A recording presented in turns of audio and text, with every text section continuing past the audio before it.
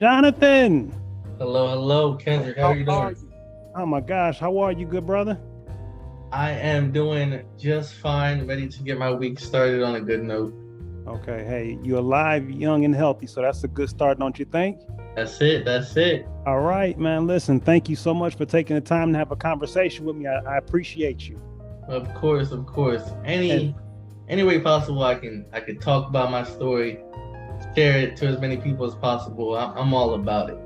Jonathan, I gotta open it up, man. I have to just on the behalf of not only thin people, people that are overweight, man, just everybody. Just on their behalf and my own. Thank you, brother, for what it is that you do in terms of not only did you lose the weight, but you transformed your body and your lifestyle, and it's important for people to see that. And everybody struggles with that nutrition. Everybody struggles with eating healthy, man. And it's good for people to see that it's possible. And what you did and what you do is you show people that it's possible. You give hope, man. You're an inspiration. You're a breath of fresh air.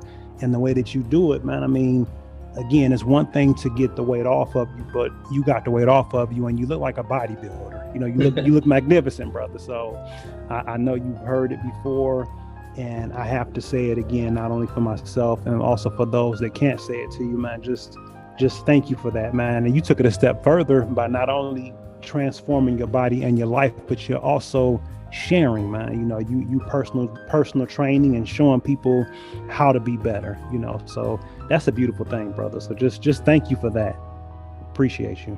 You are so welcome. A little bit on that is social media is a scary place. Let me Okay. say that now. I even Okay. struggle with comparing myself to people and things that I see on social media, and it's like so many people show you what seems to be perfection, but don't open the curtain and show you what it takes to get there, what they actually do with their lives.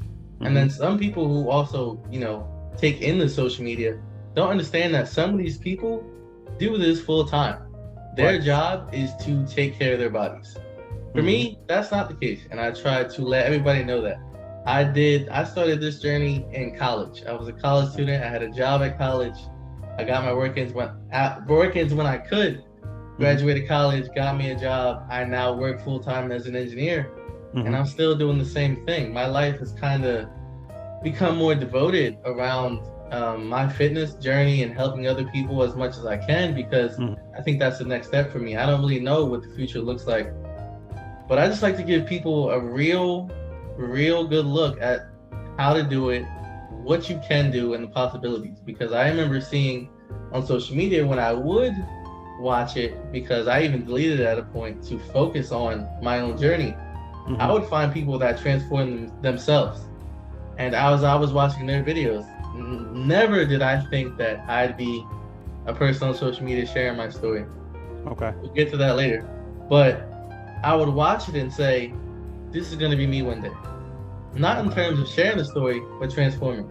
Sure. And so now that I can be another individual like that, another like add like a plus one to Mm-hmm. hope and inspiration to the world, Mm-hmm. it's like it feels good. I did it for myself. I transformed myself for very selfish reasons because I wanted to be my best self. But now it's like I have this story to tell, and I'm gonna let the world know. If I can help one person, then mission accomplished. That's right. That's right. That sounds real good. Tell me about your cancer, man. What kind of cancer did you have? Do they know what caused it? And what contributed to you having it? And how long was your battle before you ultimately won? Of course, of course. I could tell you that whole story if you'd like. Thank you. Please. Okay. So this is a lot now. I'm gonna give you the whole deal. Okay. When I was 15, I was experiencing just excruciating back pain. Hmm. And I was laying in my bed, only drinking water and apple juice, not really eating. I missed my sister's prom pictures, Hmm. crying at night, crying through the day, going to school, just back pain, back pain, back pain all day. I got Hmm. misdiagnosed with back spasms Hmm. at this one hospital we kept going to because it was in our insurance plan. Hmm. Um, One time I almost passed out at church standing up because I was so dehydrated, Wow. and then went to a different hospital, different emergency room. they started running some tests, and they sent me up to Robert Wood Johnson University Hospital, where they continued some tests. They did some blood tests, some screens, some CT scans, and they were like, "Yeah, you have ALL leukemia, and that is blood cancer." And so, in very layman's terms, my body was producing immature T cells, which are, vital blood cells that you need. And because they were immature, they weren't doing what they were supposed to do. And that back pain was because my bone marrow in my pelvic bone dried up. And so, just horrible, painful experience. And then they started me on chemotherapy treatment. They had a plan. And I think 3 days after, I went into remission. Remission means that your body is no longer producing cancer cells. But the chemotherapy program that they had implemented was a 3-year-long process. I lost my hair twice, and took various drugs, things like that. But the thing is, right, which I'm glad I have this, I guess, outlet to share with people. Sure. Because people see cancer survivors or anybody going through the journey, and they say, "Oh wow, they're so strong." I don't accept it for the reason they're giving it, right? They're so strong to be able to go through that and things like that. Kendrick, my question is for you, right? You wake up and you breathe, right? Is that because you want to breathe? No, I want to, but it's involuntary. It's involuntary. You need to breathe. If you want to keep living, you need to breathe. If I want to keep living, I have to go through chemotherapy. That's kind of how it was for me. Chemotherapy wasn't a choice.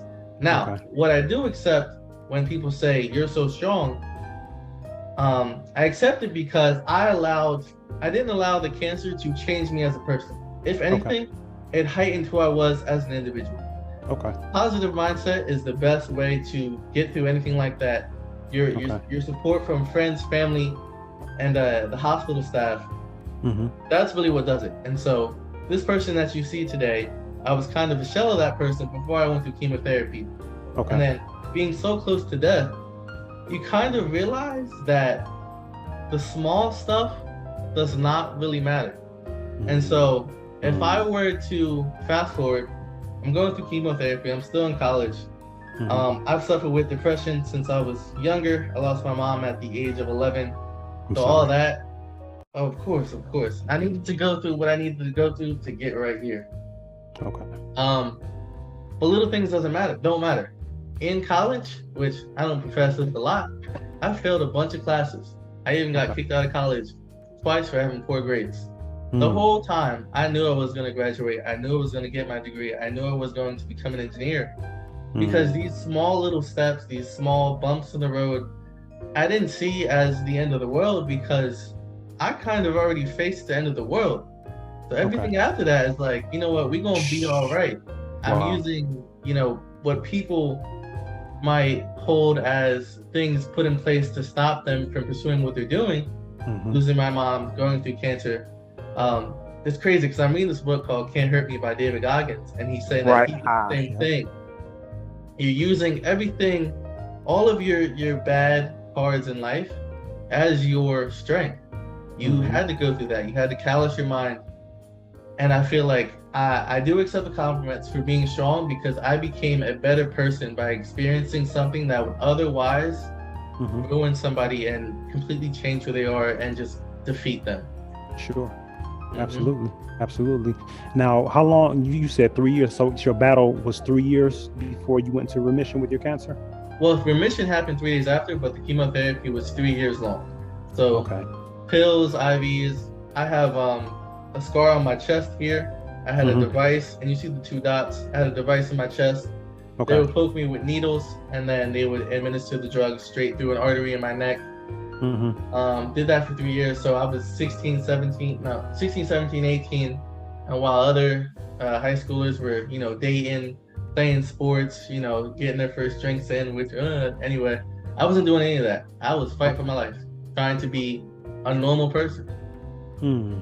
Who was your support system? Who helped you get through it, specifically, if you can think of some people? Oh, of course. My aunts, my relatives, first and foremost. Aunts, my uncles, my sister, brother, my best friends. And then, if you were to expand upon it, everybody at school would support me. Everybody at the hospital was supporting me. There's a foundation at the hospital that they literally changed my whole experience. They're called Embrace Kids Foundation. And they're simply there to make sure everybody who's going through something at the hospital has the support they need, whether it be financial, emotional, or just a distraction from everything. So friends, family, and Embrace Kids Foundation played a big role in my journey. Okay. It's interesting because I was going to ask you, how has your life changed since you beat the cancer, but you answered that already in terms of just, I mean, something that really stuck out was just how a lot more things, little things don't matter, more or less. Little things don't matter. And then the thing is, it's wild. So I'm going to take a step back again. When I was 11, I lost my mother, but for the most time, it was me, my sister, and my mother, and we lived with our grandparents. Okay. Right before she passed away, me and my sister and my mother moved into a house, and I have, I guess I'll call it memory loss, as a trauma response from losing my mother.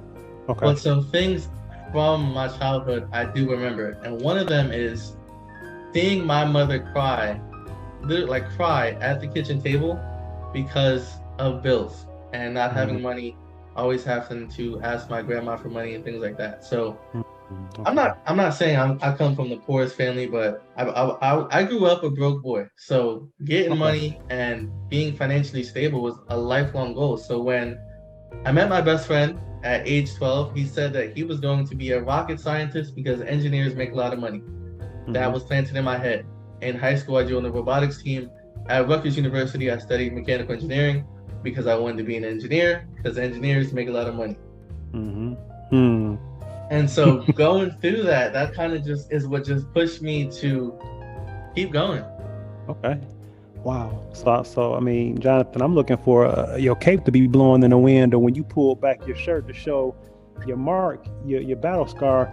I'm looking to see a superhero costume, man, because you got the genius level intellect going on. You got the muscles, you have the strong story, significant symbolic story. So it's like, man, you're living, breathing superhero, beat out cancer. And the fact, and even as if everything that we talked about from the fitness standpoint in itself for the beating cancer wasn't enough in itself, you spoke about what you see in your mother in terms of that pain and how that also drove you and encouraged you to want to be an engineer, to earn money, to be able to have a good, solid, stable financial future. So it's like all these things, man, are important, and it's good for people to hear. It's good for the younger folk to hear, and it's good for people that are more experienced in living to hear it as well. Because again, man, sometimes you just need hope. And when you can hear about people, good brothers like yourself, sharing your story and talking about the adversities that you faced and how you worked through them, and not only are you still here, but you here and thriving, man, it blesses the eyes and the ears. You know what I mean? Of course. Now, how long after you beat cancer did you begin your fitness journey, and what ultimately encouraged you to take that step? Great question. Love it. So 2012 is when it started. 2015 was the end of my chemotherapy. It was around this time I was still in college.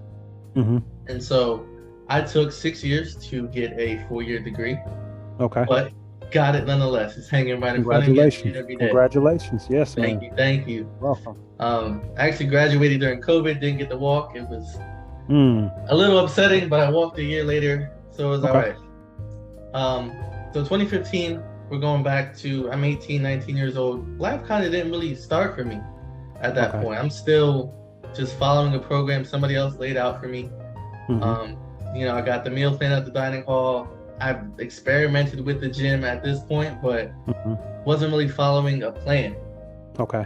And so we could fast forward to 2017. My fraternity brothers bring me to the gym. I work out with them. I don't stay consistent. I quit. 2018, I try again. For a month or two, I do it. I quit. I don't see the results. I'm unhappy. I don't have a stable thing. 2019, I'm good for 3 months. Putting on a lot of muscle, not eating properly. So I gained weight. I look worse. I look bigger than I did when I started the summer, but I've developed more muscle. Okay. 2020. All through this whole time, and I don't bash anybody, but this is part of my story. All through this time, I have been dating this girl. We were together for 5 years. Broke up at 3 years, got right back together a couple months later, and then 2 more years. And throughout the whole relationship, I didn't really love myself. I wasn't happy with what I saw in the mirror. But I remember specifically saying, well, she loves me, so it doesn't matter. Okay. It matters. But I didn't realize that until after we broke up. Okay. And I could, like, each thing that we're talking about today could be a 5-hour-long podcast, but I'm going to keep it brief. And so we broke up. I broke up with her because I wasn't happy. And so I had dragged it on for so long because I didn't want to hurt her feelings. But ultimately, I made the right decision. I wouldn't want someone to be with me for my sake. And I've learned a lot about dating and things like that since breaking up with her, because I was 16, fighting for my life, had one girlfriend my whole life, 18, my whole adulthood, 18 to 23, I'm with one girl. I don't know shit. Can I curse? Sure. I won't. I don't know anything about dating. I don't know about girls, talking to girls, getting girls, game, anything like that. As I'm learning, I'm like, well,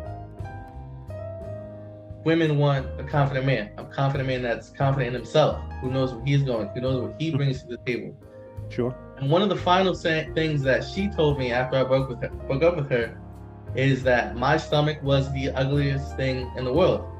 And so I hated it. I wasn't a big fan of my stomach, and I knew how I felt about it. But that was kind of just like the camel that broke the what is it? The hay? The straw that broke the camel's back. Camel's back. Yep. Dang. And so I was like, bet. On top of that, if I want to get other better looking, more attractive women, I need to level up, because the condition that I was in wasn't it. I wasn't a high value man, and that's just kind of how it goes. That's kind of how it started. And then along the way, I learned that, I'm doing this so I can get more women and things like that. That's not what it's about. You have to do it for yourself, and the women will come. The money will come. True. As I started 2020, I kind of reached the point of no return. I didn't have a girlfriend. I didn't have anybody backing me up. I had to find somebody to love. So I was like, why not myself?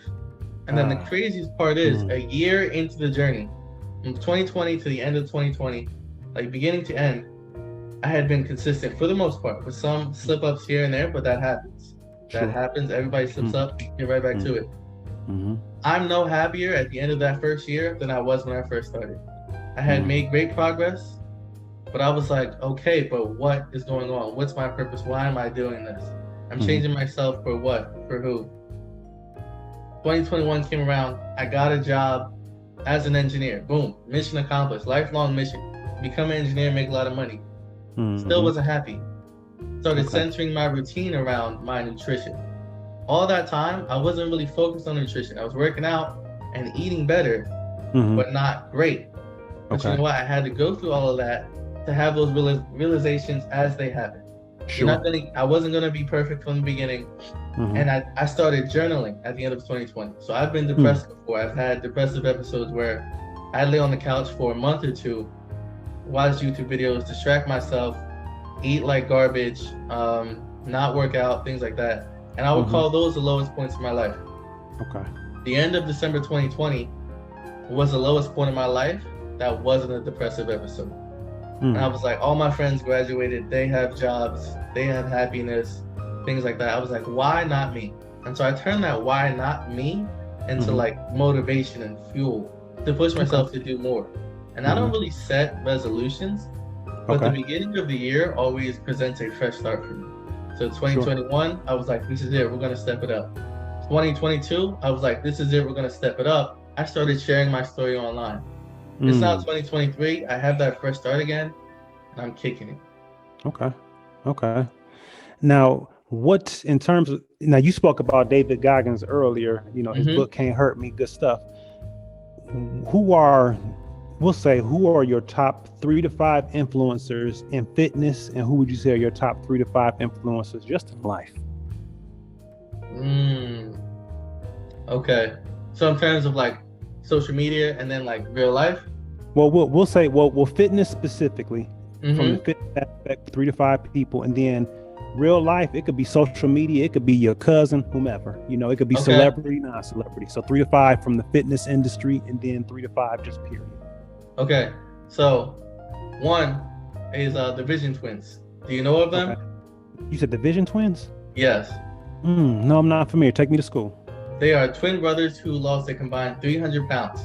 And so, remember how I said as I was going through my journey, I would see people's transformations? They were one of them. I saw their stuff and how happy they were and how much weight they lost and how they truly changed their lives. I saw them. I was like, that's going to be me one day. The craziest part is I've linked up with the Vision Twins, shot content with them, spent some time with them because they saw my journey and it was inspiring to them. We met up and it was great. Okay. So the Vision Twins is one. Stacy Urban Jr., he's also one of them. He's just I'm cool with this. He's a good looking man. He seems like he has his life together. He's accomplishing and doing things that I would like to do myself. So he's kind of like an outline of who I want to become or a person like that. Sure. Those are really the main two. Okay. Because I struggle with doing too much comparison. So I support my friends and individuals around me and people that I see in the fitness industry. But I don't try to look up to too many people because my own path is different. So I'm going to keep it with those two. Okay. In real life, the people, my inspirations, it's a long list, but I'll do top three. So first and foremost is my sister, because as I was doing this journey myself, she hopped in, and I'm not gonna lie, it was a little difficult at first. Like I was driving the motorcycle and she was in the sidecar type of thing. I was bringing her with me, and she has since made immense progress, lost over 70 pounds herself, and is doing her own journey. But with her was kind of like a reason to keep going, a reason to keep pushing. Okay. Another big inspiration from life for me is my Aunt Brenda. When our mother passed away, we moved in with our dad. It wasn't an ideal life whatsoever, but my dad's sister, Aunt Brenda, took us in like we were her own and just paved the way, always had some wisdom, always had some insight. So I even have like old sayings that I say all the time, things like, you can lead a horse to water, but you can't make him drink. There, but for the grace of God, go I.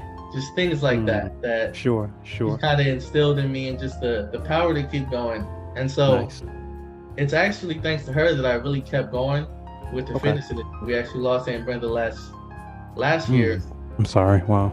Yeah, it's rough, but I was like, Aunt Brenda saw all this in me. She took care of me. She saw what I was destined to be. And so when I survived cancer and made it through everything, she was like, God has you here for a reason. And so as I'm doing this, I'm only a year into social media and sharing my story.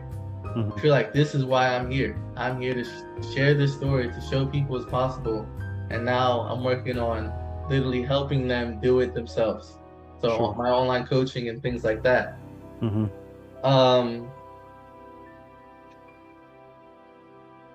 said your sister and Aunt Brenda. My sister, Aunt Brenda.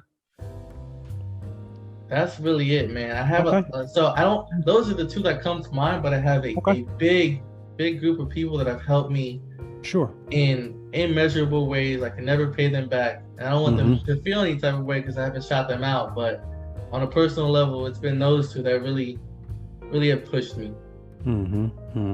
Okay. Now your sister, is she older than you or younger than you? Older. I am the baby. I have an older sister and an older brother. Hey man, hey, Jonathan, you're not the baby, you the youngest, man. I too am the youngest. I have an older brother and an older sister. Oh no, I'm the baby. I'm super cool with being I get my way. I get everything I want. I get taken care of. I am the baby. And then the thing is, my sister, she's done the journey with me. Sure. But my brother was actually the one that sent me my first workout plan. And I followed that plan for 2 years. So I wouldn't be here without him either. Okay, now, has he taken a page out of your book as well? Does he train? How is he with that particular aspect of things? Nope, he's just all about self-improvement and leading by example. So he's doing his own thing, and then his loved ones, he'll bring you to the gym if you want to come with him.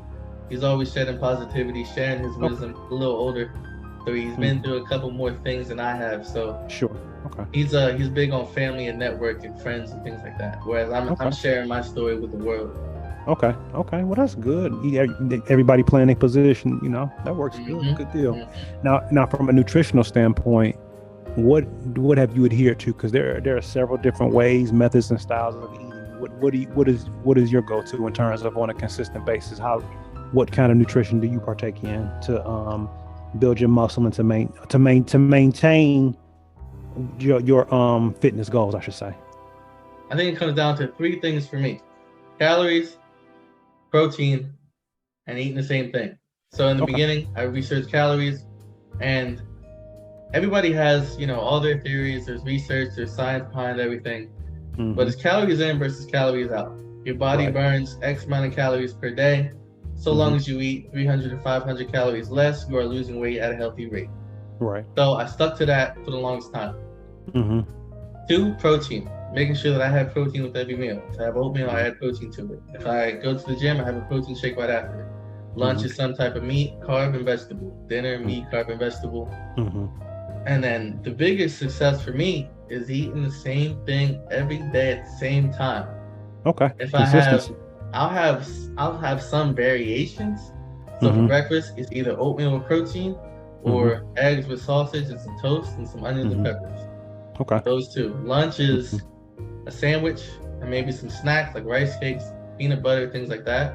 And then dinner is either ground turkey, salmon, chicken, ground beef with brown rice or whole wheat pasta, something like that. And a frozen vegetable that I heat up in the microwave. And it's just looking forward to eating those same meals. It's not plain. I season my food. I add sauces here and there. I switch it up for the most part. But for the most part, it's the same structure and the same thing every day. And I look forward to eating it every single time. Okay. Now, to listen to you talk about it, Jonathan, and that's cool. You said you enjoy it, but you sound like you eat with purpose, with intention, and with purpose. And that's a lot of the people that I've been exposed to, watched, read about over the years, and even in my own fitness journey. That's a part of it. Like you said, you eat with purpose. You make sure you get your protein in with your meals, because I mean that's key to building your muscle. You want your body to look a certain way, you got to eat a certain way. Yes, sir. You just said a moment ago you eat the same things, and because those things nourish your body, to give you protein, and it's not hurting your gains or that appearance that you want. So I mean, it's interesting because, man, I've been reading and training and all these things off and on for many years, but within the recent year or two, the consistency is really something about consistency. It really just punched me in the face. That's what it boils down to. Any of the people that I admire, I mean, learning from you, different people that I admire in the industry and out of the industry, that it's that consistency. I like, for myself, I was guilty of being inconsistently consistent. Gym train 3 months, take 2 months off. Gym train 2 months, take 3 months off, such and so forth. But anybody that I know that has attained a specific kind of physique, humility means everything to me. I'm the humble lion after all, So if I see somebody that look better than me, I have no qualms about walking up to them and telling them, brother, you look good. What do you do for your arms? How's your nutrition? And everybody, men and women that I've spoken to, have been doing what they do for a long time. Consistency. And that's what it boils down to. A lot of people, everybody says, shoot for the moon, all that jazz. They set their goals too high, too unrealistic. And then when they don't meet them after a month or 2 or 3, they're like, well, screw this. This isn't for me. It's obviously not working. Well, fitness is actually measured in years. Like, to build solid muscle, you can only build about, depending on who you are, obviously it varies, like 15 to 20 pounds of muscle a year. And that's if you're working and you're training hard and your nutrition regimen is on point. And so people want to achieve and accomplish too much too quick, and that's why they give up. I know that when I first started, the first 4 months, I wasn't seeing any changes. And I was just so upset, but kept going. Because one thing that I try to instill in people now is that, okay, yeah, you've been going for a long time and you're not seeing results. Well, if you quit now, you're not going to see any results. Right. That's very counterintuitive. It's going to take a long time, and people need to understand that. And the thing is, it is consistent. It's doing what you don't want to do every day because you want to achieve a certain goal. Yeah. Yeah. And I'm the person, like, I didn't like reading, I didn't like journaling, but I know that I have a vision of who I want to be in the future. And all the things that he's doing, I have to do now to become him. And so for the gym, it was, I have to go to the gym at this time. Now it's instilled that I'm going to the gym at this time. I get to go to the gym at this time. And just like how I've adapted the gym to my lifestyle, I am now incorporating journaling and reading. I have to read once a day. I have to journal once a day. And doing that so many times in a row, eventually it's like, okay, I get to journal today. I get to read my book today. And then also the humility part. I love sharing what I looked like before. I'm so proud of who I am now. I'll flex here and there, show off, but of course, I'm not at a point where my physique is absolutely stunning, where I'm an Instagram model. And that's where I struggle with the comparison.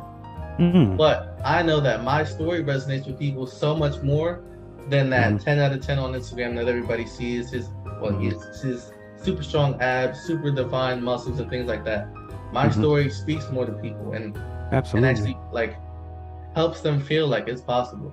And so I will always go back to who I was, show you who I was, tell you how he was feeling, because I feel like when I turned 25, kind of got to a realization that I'm a different person. I'm not who I was before. Life was kind of passing me by. I was just existing. Now I do things with intent. And you're not going to achieve, you're not going to be successful on accident. That's not how it goes. True. And whether you know it or not, whether you have it written down with tasks and things you do daily, you have a routine. Is your routine helping you achieve your goals or keeping you complacent? And something that I fear is complacency. People think that not a lot of people think that they're not enough. I think a lot of people think they're capable of achieving a lot more, but they're incapable of doing so. And so when I have fear about, trying something new or going out of my comfort zone, it's not fear that I can't do it. It's fear that it's not fear that I'm incapable or can't do it. It's just fear because it's unfamiliar. And that's just how it goes. Yeah, definitely. Do you in terms of your nutrition, we talked about the consistency and eating with purpose and being intentional. Do you have? I mean, are you so focused on? Well, no. Let me take it back a second. Man, listen here. You look good, brother. Okay, you compare yourself nothing. You may still, of course, nothing wrong with having aspirations to be better and do better. That's a part of being a good man, a good woman moving forward, in my opinion, to want to be better.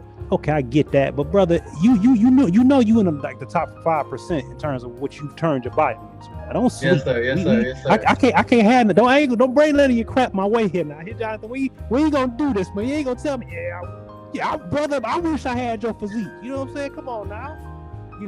Okay, you want to be better, but man, I can't. Who am I talking to as far as gratitude? Because I know you're very grateful for what you've achieved and where you are in life, but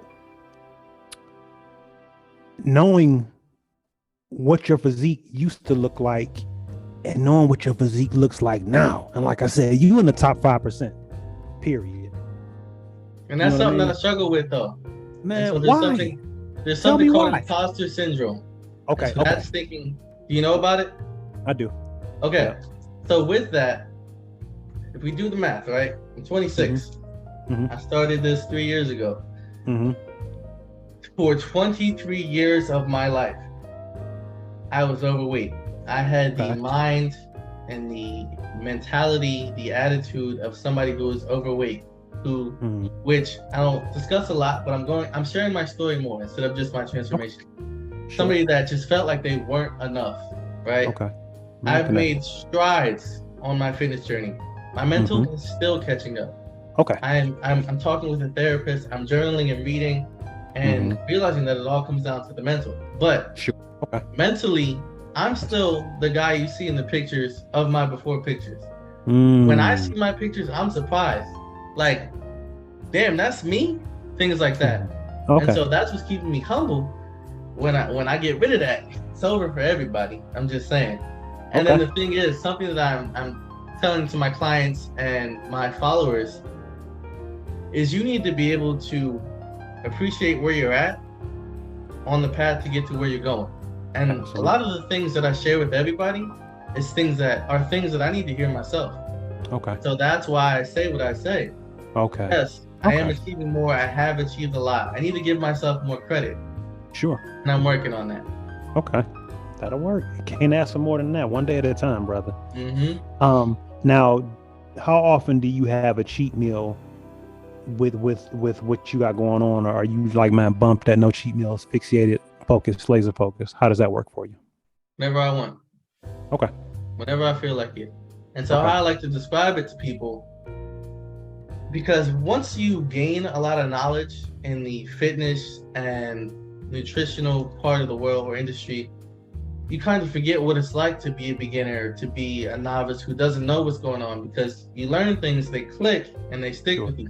Sure. And so, like, yeah, stay away from bread and stay away from sugar and things like that. No, it's all false. It's all about balance and portion control. And then those words plus the word consistency mean nothing until you actually put them into practice. And that's how it goes with everything else in life. True. And so I like to call that restrictive eating. Taking things out of your diet, not allowing yourself to eat it. And so I don't have it. Okay, I have a hair tie, right? Mm-hmm. And so let's say you're restrictive eating, right? As you can continue to restrict, you pull that rubber band more and more and more, and eventually it snaps. You go on a binge diet, you eat whatever you want. So if you want to eat something, I say eat it, just be conscious of it. You want some pizza? Go ahead, have the pizza. But just know that 6 slices is probably too much. Mm-hmm. And so start with that. Instead of eating 6, eat 5. And then as you progress and start to like accomplish things, and you get a better understanding of who you are as a person, don't eat 6, eat 3. Don't eat 6, eat 2. You just have to be conscious, because a lot of people are afraid of like looking themselves in the mirror and actually being critical and saying, this is what I need to change. This is what I'm doing. I need to hold myself accountable for the actions that I'm taking. Something I just wrote in my journal yesterday. If you're not in control of your life, who is? True. And that's it. Mm-hmm. Bing, bang, boom. Wow. Yeah. Very true. Very true. Now, in terms of your physical training, do you prefer training at home, or do you prefer training in the gym? And how many times a week do you get it in?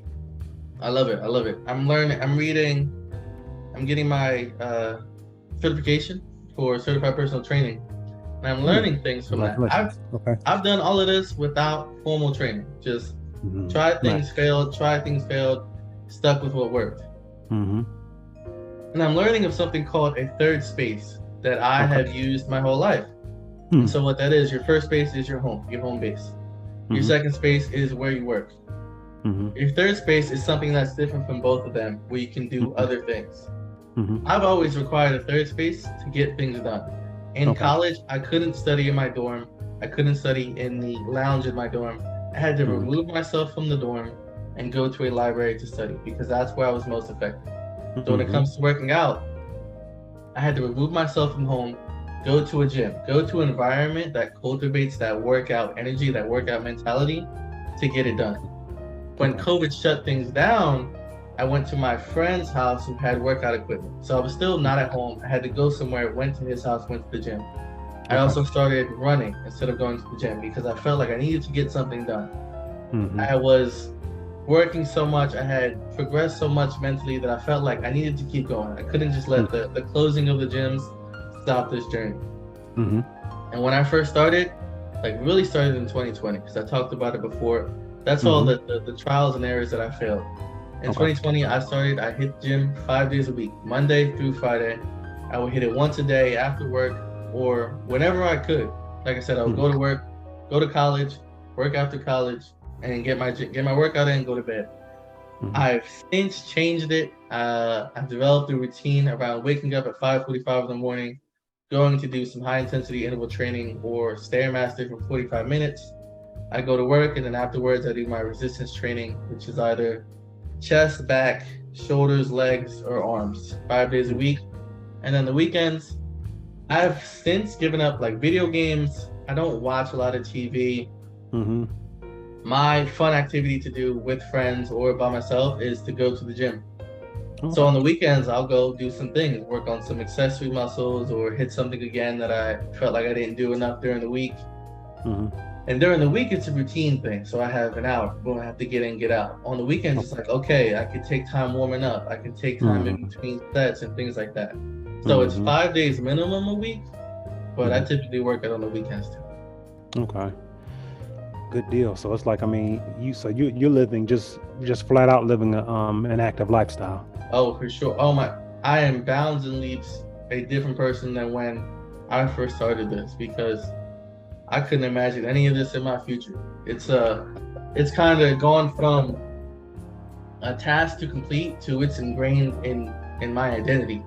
Like I don't have a great like the key to, for me to have a great day is to wake up, make my bed, and get that workout in because that's my first victory for the day, and it's only up from there. When I feel like when I miss the morning workouts, it's like gotta wait for the evening workout to get the endorphins to have a good day after that.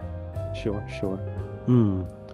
How would you say that your life has transformed or your life has changed since your transformation? During and after it, I have a better sense of self. I know Okay. where I want to go. I know what I want to do. I know Mm-hmm. what I like, and I understand that, I do matter. My opinions matter. Mm-hmm. Um, I'm okay with not people pleasing everybody. I'm not for everybody. That's just how it goes. And just putting myself first, selfishly doing it, but it is very unselfish in doing that because nobody likes a person that just goes along with what everything's going, what everyone wants to do. So I True. speak my word. I know that I bring value to the world. I bring Mm-hmm. value to myself. Mm-hmm. And at the same time, I am humble. Like, yeah, Sure. I know that I'm great. There may be somebody greater, but that's not of my concern. The Mm-hmm. thing is, like, since my transformation, I'm so focused on myself and bettering myself because I know that giving people my best self is the greatest gift I can give to anybody. Sure. And so kind of it's just been like, I'm him. I'm that guy. Okay. That's the transformation. Like there's people who started, they played high school all the time. They played sports in high school, whatever, and they're Mm-hmm. doing great. They've achieved a lot. I've been to hell and back and I'm still pushing, still kicking. Like I'm really a different individual. Throughout Sure. life, everything that I've faced, I've always tried to come back to a sense of normalcy. And I've succeeded in that. And the Mm-hmm. fact that I have been able to succeed and becoming quote unquote normal is why I'm an inspiration to people. Because it's like, Sure. wow, you wouldn't expect to know my story when you meet me. I'm just like I try to keep all the vibes high and happy. And one of my biggest things that I tell people is if it doesn't make you happy, get rid of it.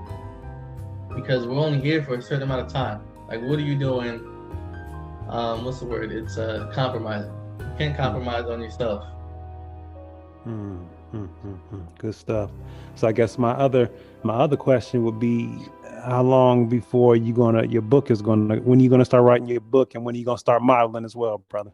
All right, so social media was the first step because everybody around me in my circle who knew me, who knew my story prior to my social media, they were like, "Bro, you have to write a book. You have to get this story out there." Mm-hmm. So I took the leap. I made the social media. So we're getting it out there. I'm reading Mm-hmm. Can't Hurt Me by David Goggins.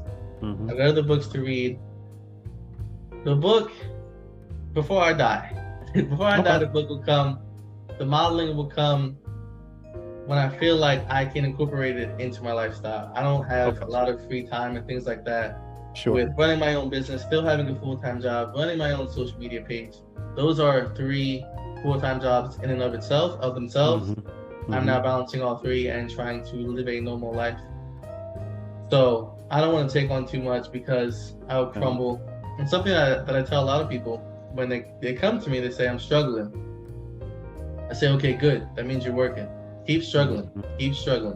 Mm-hmm. Because that's the only way you'll see it through. And so right now, although I feel like you may think I have it all together, the physique, the social media, my job, I'm struggling. And I'm going to continue struggling until, something comes of it. I won't quit because then all the struggling was for nothing. Okay. So I don't know what the future holds, Mm-hmm. but I'll be ready for it when we get there.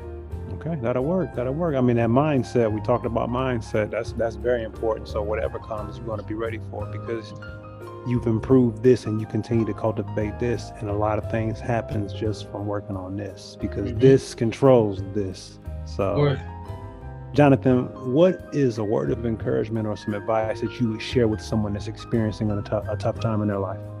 Ready? I love it. I'm ready for it. So I'll say and I'll explain a little bit about it.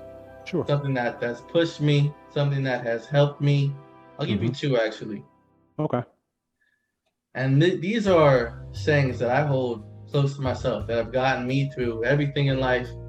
In hindsight, though, going through it was like, what's going on? Now that I have the experience under my belt, something that I could say to help somebody is you have to go through it to grow through it. And that simply means everything that's happening to you, it's not happening to you. It's happening for you. Everything that you have under your belt, anything you're facing, think about all the things you faced before that. You become a better person because of it, whether you're cognizant of it or not. You had to experience everything exactly how you experienced it to get to this point. So continue experiencing these things, good and bad, to get to where you're going. Okay. And on top of that, if you're getting to a point where you've been doing something, you're struggling to see the light at the end of the tunnel, you don't know why you should keep going, you got to understand that nothing changes if nothing changes. You can't do the same thing and expect a different result. So if something's not working your way, try something different. If it doesn't work, you're still better off than when you were just trying to do the same thing over and over again. You have to try and fail until you find what works. So remember, you have to go through it to grow through it, and nothing changes if nothing changes. Good stuff. Good stuff. Jonathan, what is a word of encouragement or what's some advice that you wish someone had shared with you when you were experiencing a tough time?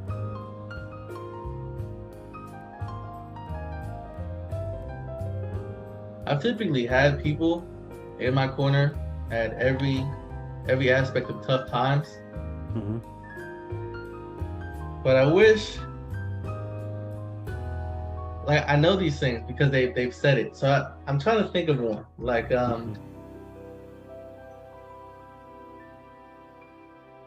I'm just gonna reiterate something that somebody said because I've had it. I've had the support I've needed to get through it, and I know that a lot of people don't. They don't have that support. They don't have that person pushing them. True. And it's so cliche, and I wish there was like another way to say it or to preach it upon somebody. But literally just the fact that everything's gonna be okay. Even at your darkest, most horrible times, so long as you continue to push forward, it's gonna be okay. It will figure itself out. It will figure itself out, but not because it figures itself out. It's because you continue to try to improve, to make it through. You figure it out. I just can't tell you that because you have to experience it. So it'll figure itself out, but only because you've done the work. Good stuff. Good stuff. Well, listen, Brother Jonathan, I want to thank you again for taking some time out of your schedule to have a conversation with me, sharing some of your story, and giving that hope and that encouragement to those of us that need it, which is a lot of us, myself included. So again, brother, from the bottom of my heart, thank you again for having a conversation with me. I do appreciate you. It's been an honor coming on here, so I appreciate the offer, this opportunity to tell my story at a different outlet, because a lot of my stuff is short form. I have my long captions and things like that, but I love just telling my story, and I'm grateful that you've been touched by it so much you want to speak to me. So you're very welcome, and thank you equally. You're welcome. You're welcome. Well, I look forward to seeing what else you do, man. Keep shining. We see you, and more of the world will continue to see you as you continue to shine, good brother. Of course. We are going to the moon. That's it. So you take care. I'll be in touch. All right. Thank you very much. Appreciate you, Talk brother. to you. Take care. Yes, sir. All right.